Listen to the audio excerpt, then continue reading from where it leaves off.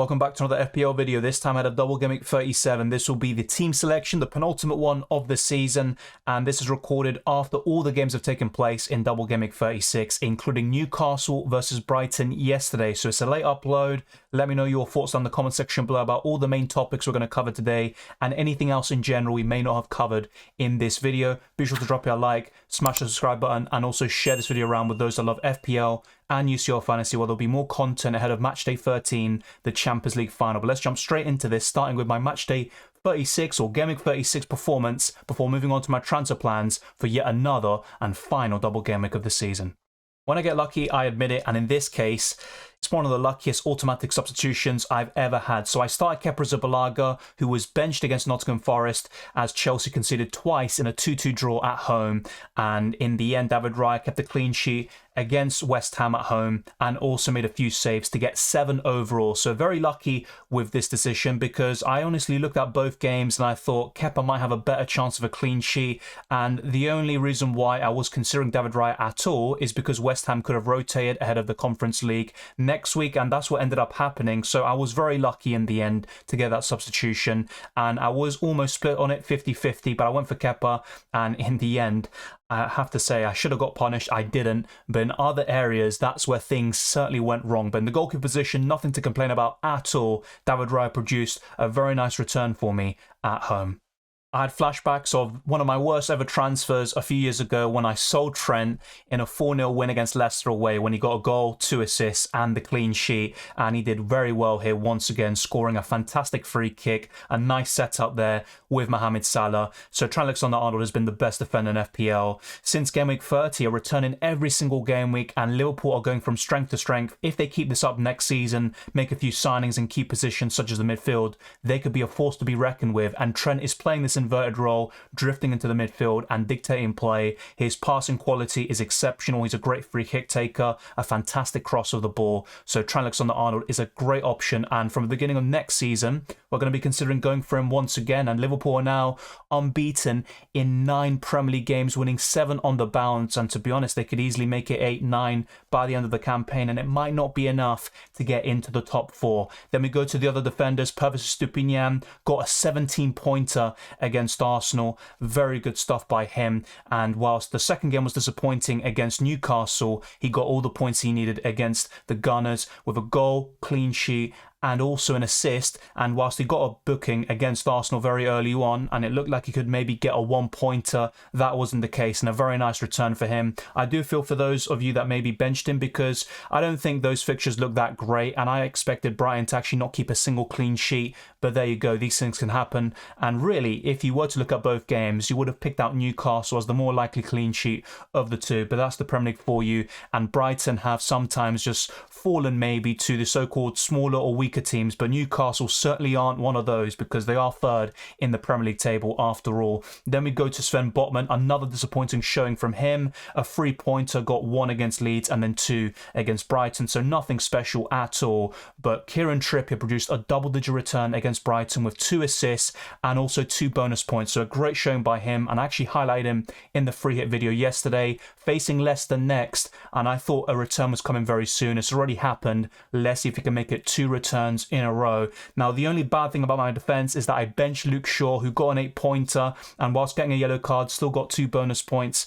And I thought Man United will keep a clean sheet, but I expected these 4 to outscore them, with Estupiñán having attacking threat, and of course he delivered a goal and assist. And I think maybe ultimately I should have benched Sven Botman or one of my midfielders instead, but I'll talk more about that other decision that I made and my transfers ahead of double Gameweek 36 in the midfield section.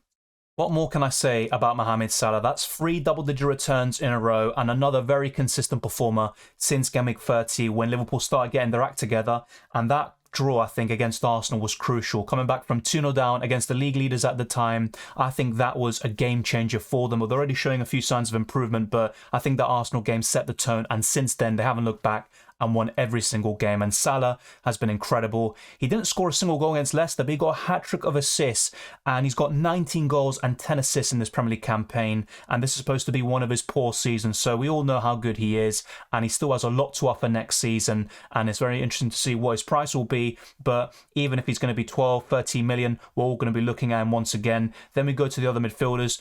Mitoma, very disappointing stuff. He actually was incredible against Arsenal, tore Ben White apart, but no attacking returns to show for it, despite the fact that Brighton scored 3 goals in that game and also scored against Newcastle, but Mitoma wasn't involved at all. So a 3-pointer and a 2-pointer, and that's pretty much it. The clean sheet making the difference in the end. Now, a really big mistake I made was buying McAllister, because if I didn't do that, it would have been Luke Shaw coming in. I would have gained 5 points from that decision and also had 2 free transfers heading into Double Gameweek 37. So I was in 2 minds about this, but with McAllister's effective ownership, his recent form, being on penalties, and I expected Brighton to score in both games, that's why I bought him in, but it ultimately has been a disaster so far, and it will only pay off if he delivers against either Southampton or Man City in Double Gameweek 37, and if he delivers in both, that would be even better, but I'm not too optimistic at this moment in time. And my final midfielder is Bruno Fernandes, who kind of salvaged things towards the end with an assist, and that's another 6-pointer there against Wolves. Got the clean sheet point, the assist,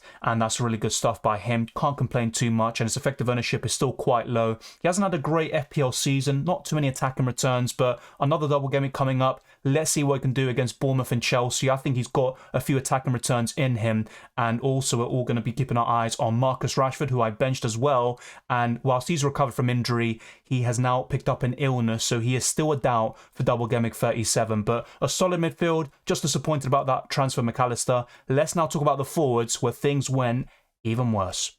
You can never really complain about attacking returns, and Erling Haaland scored, got a bonus point against Everton, and Man City never looked like they were going to drop points in that game. There were a few nervy moments at the beginning. Everton missed an open goal through Godfrey, and then straight after that, Ilkay Gundogan scores a fantastic goal. Erling Haaland makes it 2-0, and then you just know Man City have wrapped up that game and also the league title. So you can't complain about Erling Haaland getting a 7 points. I still gained a little bit from that because his effective ownership, it was actually lower than it usually is because we all captain double gameweek players.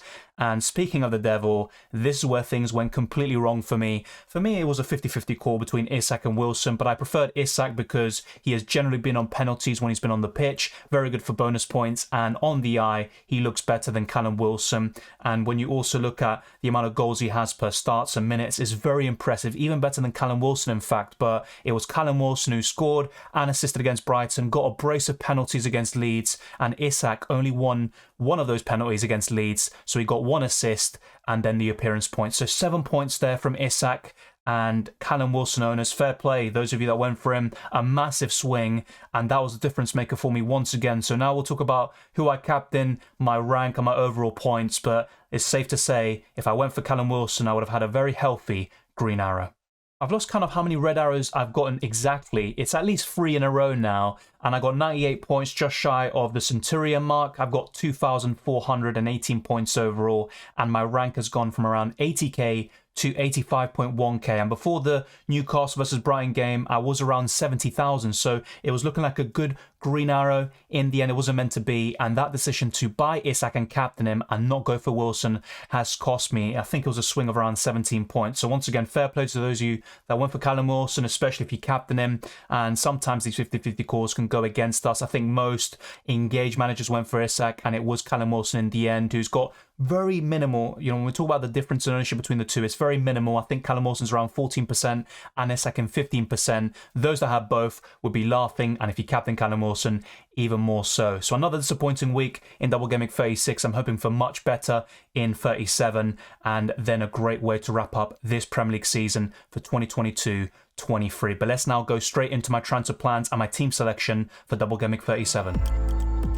Despite losing his place against Nottingham Forest in Double Gameweek 36, I'm currently starting Kepa Arrizabalaga, but I'm very worried about this choice, and I might need to make a goalkeeper transfer. If I had a free Man United slot, David De Gea will come in, no questions asked. He's won the Golden Glove already. Man United have only conceded 8 goals in Premier League home matches, and Old Trafford is a fortress. But at the moment, I've gone for Kepa Arrizabalaga. My alternative is David Raya away to Tottenham. So that's going to be a tricky one. I might need to take a hit involving a goalkeeper. It could even be Ederson coming in, and I'm just not a big fan of that because there's also a chance that Ortega comes in for Ederson, especially if Man City wrap up the title against Chelsea in the first game of Double Gameweek 37 for both of those clubs. So at the moment, I'm going for Kepa, but I'm not too confident about this. What would you do in this situation, and what are you doing for your own teams? But I'm very worried about both Kepa and David Raya this week.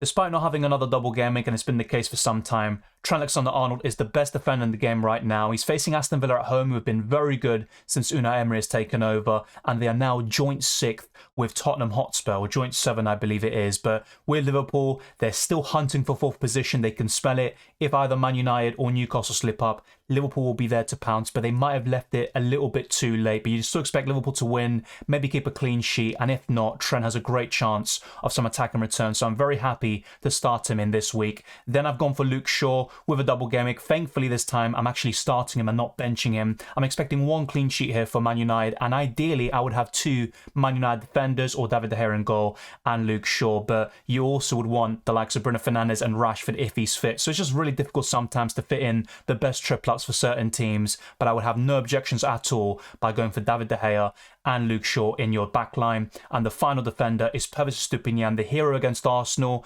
Maybe not for Arsenal fans, but that's a different story. You'd expect a return there against Southampton, but against Man City, the way Brighton play, it's obviously very expansive and it's really good to watch. But I think Man City could absolutely destroy them, even with a weakened/rotated side. So I'm not expecting anything in the second game, but in the first match against Southampton, you'd expect great things from the Ecuadorian. The right-hand side for me is absolutely locked in with Trent Alexander-Arnold and Mohamed Salah. Facing Aston Villa at home, I would expect the Egyptian to score a goal potentially, but maybe not get 10 plus points as he has been doing in the last couple of weeks. But I'm very happy to have him. And the same goes for Bruno Fernandes, who has this double against Bournemouth and Chelsea. And as I said earlier, I am expecting him to produce at least 1 return, but I wouldn't be surprised if he produced 2 or 3 and was the highest scoring player this week. Would I go so far as to captain him? Maybe not, but it all depends on any murmurings we get about a potential Haaland benching, or if Marcus Rashford is going to be absolutely clear to play. But Erik ten Hag in his press conference today said that he picked up an illness and he is a doubt for that game against Bournemouth. So let's keep an eye on that. And speaking of the devil, here is Marcus Rashford. Once again, caution at 75% chance of playing with that illness. So it is a bit of a shame, but maybe it could be mind games. I don't know. I've always said this with Erik ten Hag in the past. I did believe him though heading into Double Gameweek 36 with that game against Wolves. This time though, with an illness, you would expect Marcus Rashford to return, but you just never know. Let's wait and see how he's feeling and how the late fitness tests are heading into that game. And to complete the midfield, I've got the Brighton duo of Alexis Mac Allister, who was very disappointing in Double Gameweek 36. I'm hoping for much better in 37, and I think that Southampton fixture is perfect for him, and any penalties in either game could be very beneficial for my rank and also for where I want to end up by the end of this Premier League season. And next up is Matoma, who I have to say has been very disappointing for some time now. I know he got an assist against Everton through that, I think it was the goal by Alexis Mac Allister actually, which he scored unknowingly. That was very fortunate. Matoma's technically blanked in all of these last 7 games, so that's been very disappointing. I think he's going to finally return in Double Gameweek 37. Maybe I'm being a bit too optimistic here, but I think he will. And it's a very good looking midfield on paper. It's very similar to what you would see in the best 3-hit team. Now, one transfer I could make in the midfield is Salah out for Kevin De Bruyne, or maybe go for someone like İlkay Gundogan / Riyad Mahrez to cover Manchester City offensively. But I'm also thinking about something else, and it involves a change up front. Isak could do very well against Leicester, but one move I'm considering is buying Julian Alvarez with a double game week against Chelsea and Brighton. Bring him in. He's been starting all these recent Premier League games, and the Argentine can do very well off the bench. You saw him against Real Madrid, came on, and within minutes he already scored the 4th goal. And Man City are just sweeping aside anyone they face. It could be the European champions, the title contenders, anyone. They're going to beat them. It's just how good they are at this moment in time. And Chelsea and Brighton aren't bad teams at all, especially Brighton, but you still expect Man City to beat them quite comfortably actually. So that's why I want to go for 2 or 3 Man City players, and it could be Alvarez coming in. But if not, I'm considering Ederson in goal and the likes of Gundogan, Mahrez and Kevin De Bruyne in the midfield. Once again, I encourage you to leave your thoughts down in the comment section below about the best Man City options and the best triple ups from each of these 4 teams that are doubling. So Chelsea, if you were to go for any of their players, Brighton, Man United, and of course, Manchester City. The final player in this team is none other than Erling Haaland, with the same fixtures, of course, and another great captaincy option as he's been in every single game week this season. So the starting 11 is looking pretty good. This is only using 1 free transfer, but I am open to using a -4 hit to either bring in a third Man City attacker or go for Ederson in goal.